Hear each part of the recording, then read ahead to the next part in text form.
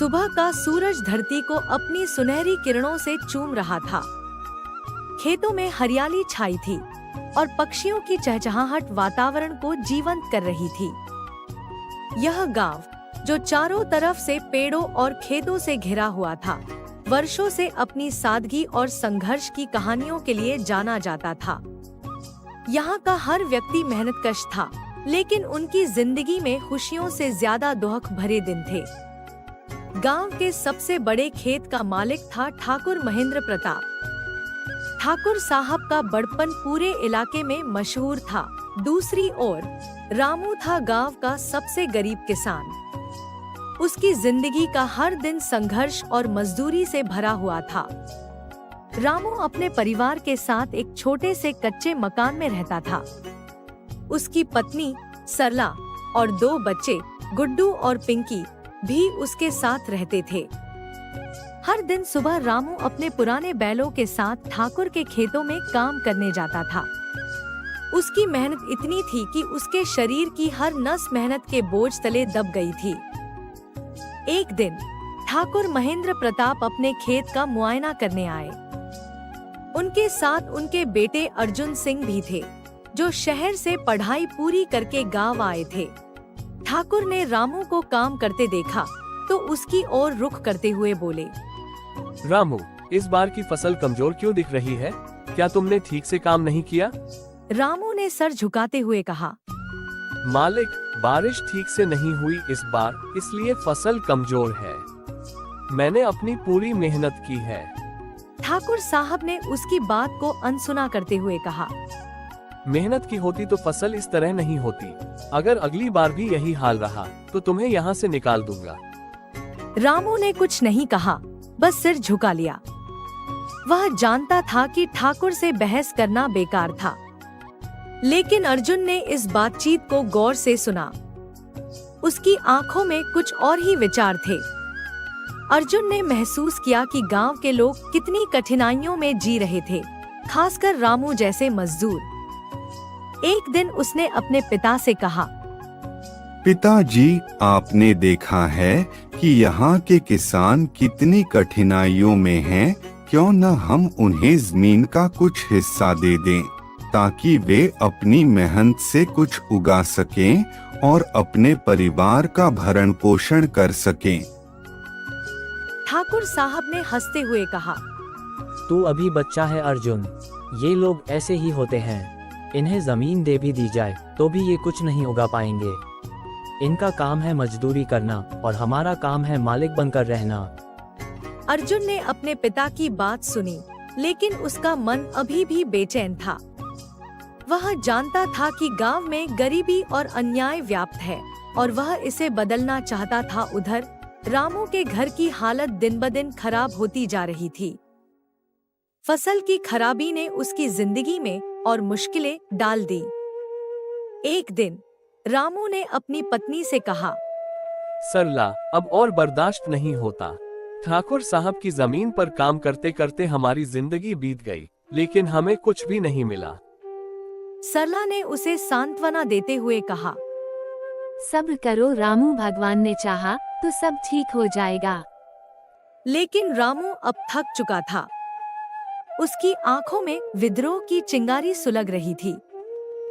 उसने गांव के बाकी किसानों से बात की और एक योजना बनाई। भाइयों, हम इस जमीन पर अपना हक मांगेंगे। यह हमारी मेहनत है जो इस खेत को हरा भरा करती है। ठाकुर साहब बिना कुछ किए सब कुछ ले जाते हैं। सब किसानों ने एक साथ समर्थन किया।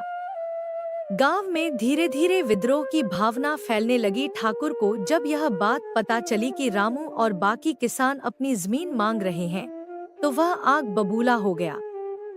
एक दिन उसने रामू को बुलाकर कहा है, रामू, ये सब क्या सुन रहा हूँ? तुम लोग मेरी जमीन पर अपना हक जता रहे हो। रामू ने साहस से जवाब दिया, मालिक, यह सिर्फ आपकी जमीन नहीं है, हमारी भी मेहनत का इसमें हक है। हम अपनी मेहनत का सही फल चाहते हैं। ठाकुर ने ठहाका मारते हुए कहा, तुम्हारी हिम्मत कैसे हुई मुझसे इस तरह बात करने की? यह जमीन मेरी है और तुम जैसे मजदूर सिर्फ काम करने के लिए हो।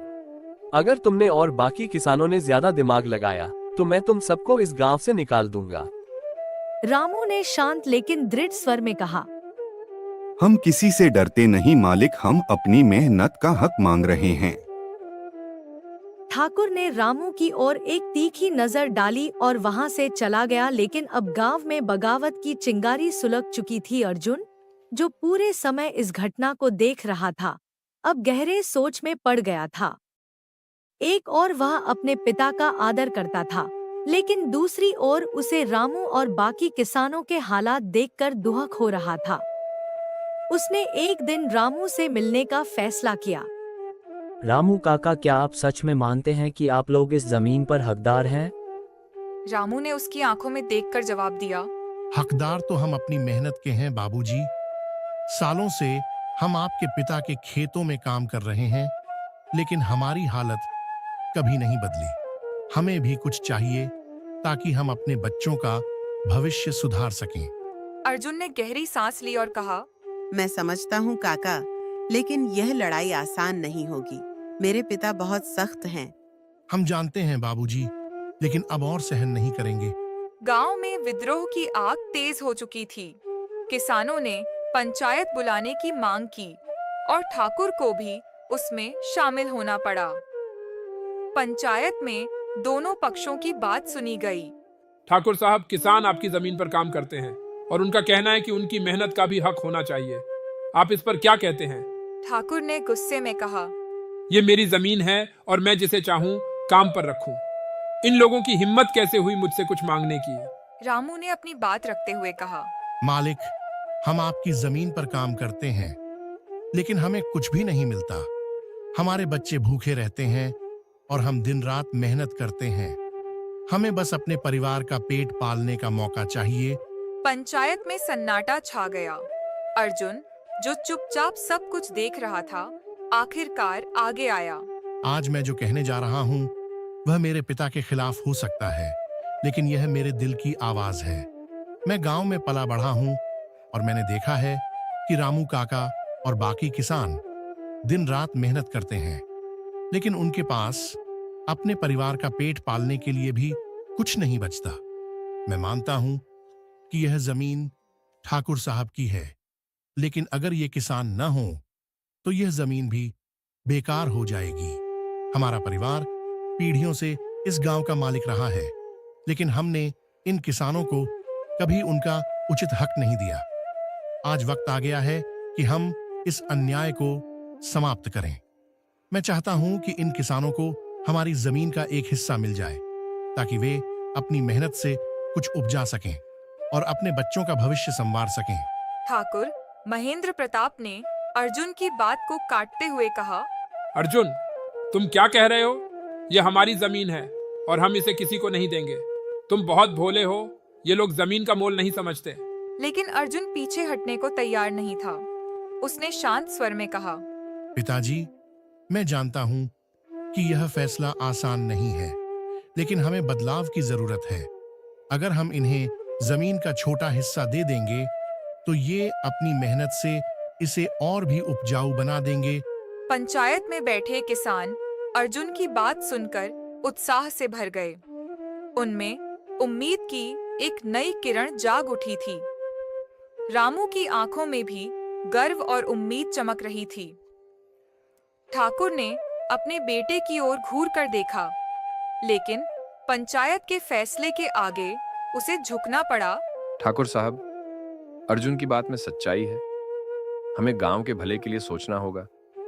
अगर किसानों को जमीन का एक छोटा हिस्सा दे दिया जाए तो वे अपनी मेहनत से अपना जीवन सुधार सकते हैं। ठाकुर ने अनमने ढंग से सिर हिलाया, लेकिन अर्जुन की दृढ़ता और पंचायत के दबाव ने उसे मजबूर कर दिया।